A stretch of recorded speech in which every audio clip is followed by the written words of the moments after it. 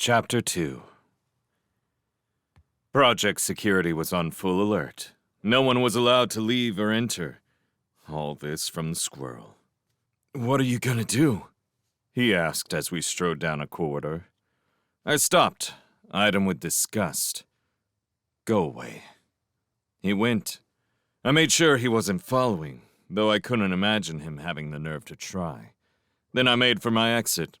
I went through the place, down more corridors, down a lift, and into the lab area without seeing a soul. I found the hatch next to the circuits I had rigged earlier. I could betray Holly twice from the same spot. Though, I wasn't thinking of it as that. I wasn't thinking of it at all, or of anything else, as I popped the hatch and slid out into the darkness. Just get across the river without being blazed in the back. I keyed the hatch to reopen. The bridges were out, of course. The security there was deep and alert. But they didn't see me slip around the corner of the dome and into the river. And if they heard my splashing, they weren't certain enough of its meaning to fire. I crossed, without trouble. The water was warm. The city was not burning. Too much plasteel and hull for a conventional fire. But the dark shadow of looming smoke meant that everything else was probably gone. I couldn't see much else. The approach I was forced to take led me through undergrowth and tall trees that blocked the outline of the maze. It also blocked my view of the stars, any sort of trail, and tiny little bushes about ankle high that repeatedly jammed their nettles into my boots. I found a clearing by tripping and falling forward into it. God, but I hated the outdoors. I was just rising to my knees when he appeared. He was tall as me, heavily armed, and wearing full open-air battle armor. A commando. "Kill?" He whispered in my direction, then reached for his pistol before I could mumble the lie. I kicked him in the face twice, in the forehead and right cheek. He dropped like a rock. I stood over him, gasping and waiting unnecessarily for his response. If I hadn't seen that armor. I knelt beside him and looted. He had all the goodies. Grenades, a convid, blaze charges. It was fleet stuff. It was Borglin stuff. Today was the day, it seemed. I took the pistol in a single charge. I clipped the convid to the loop at my waist. On impulse, I reached over and drained the power from the armor. Then I threw the rest of the extra charges into the trees. It was as good as tying him up. That stuff was heavy. I never considered wearing it myself. Never. No one else popped up in the long half hour it took me to make my way to the edge of the city. And after a while, I had managed a fairly decent rate of progress. More importantly, I felt sure I could retrace my steps. The main square was apparently deserted. I hated the idea of strolling across so open an area, but the maze was made of less forgiving terrain than the woods, and I knew only the one way to get to Weiss. I took a deep breath rich with smoke and trotted across to the other side. Nothing happened. Minutes later, I'd climbed the passage and the building at the end. The guard that loomed at me from the shadows acted like he was expecting me. He led me through the lair without speaking until we stood before Weiss's broad door. He knocked in an obvious pattern and waited. The door opened. "Crow," he said shortly. The stooge at the door peered at me, nodded me through, closed the door behind me. There were 5 of them in Weiss's office. Or 6, counting the poor fool lying moaning and bleeding on the floor. All but the fool turned toward me as I entered. Weiss nodded. "About time," he growled. "Begin," he said to one of the others standing over the fool. The man, huge and heavily muscled, was taking off a shirt soaked with sweat. "Okay," he said resignedly, dropping the shirt on the back of a chair. Then he leaned over and slammed his fist into the fool's kidneys. The fool warped like a beached fish and screamed. "What the hell are you doing?" I demanded, striding forward.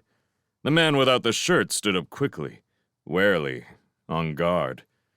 I ignored him for Weiss. If you ever showed up when you're goddamn supposed to, you'd know, Weiss snapped back angrily.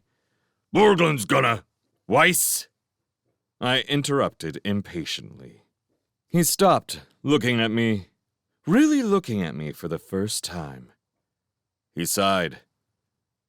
Where have you been, Jack? He asked with evident hurt in his voice. Incredible. Between us lay a man waiting to be tortured some more. But all Weiss could do was pout. I remembered what he'd told me about being at my piracy trial, the pride he felt at being there. He gaped like a disillusioned child. Later, I said shortly with a brusque wave. I sank into the easy chair. Tell me. Well, for one thing, today's the day we... I figured that. What's this? I pointed to the man on the floor. Weiss shrugged. Some pilgrim came in a couple of weeks back with a whole carton of rifles. The locals got 'em. How?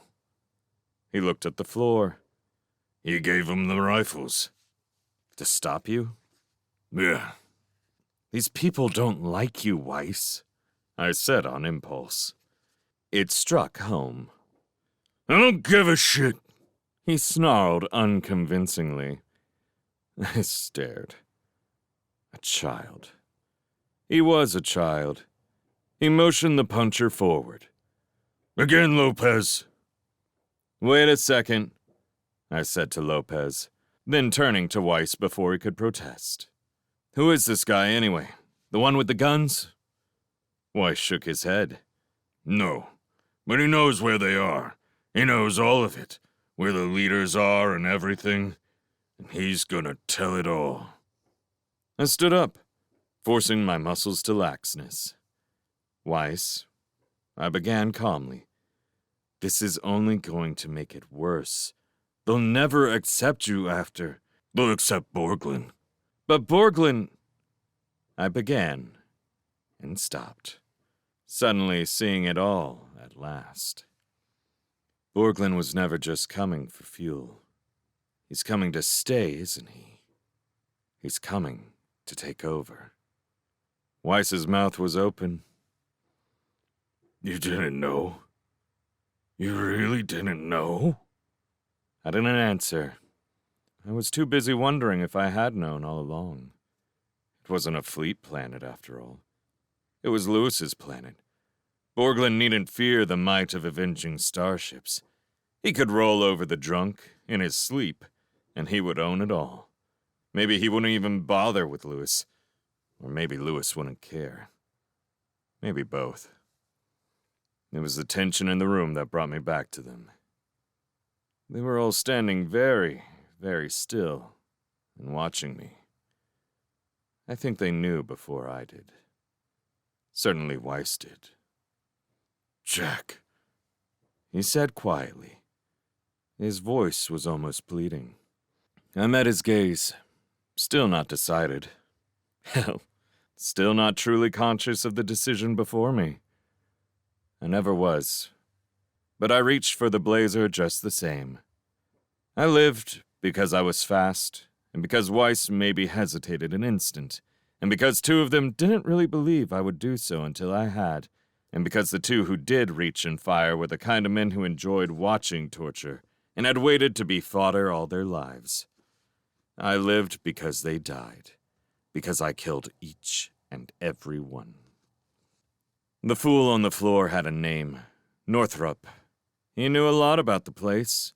When he was able to move, he showed me Weiss's secret exit onto the rooftops. He was very agile, darting from one oddly leveled crag to the next.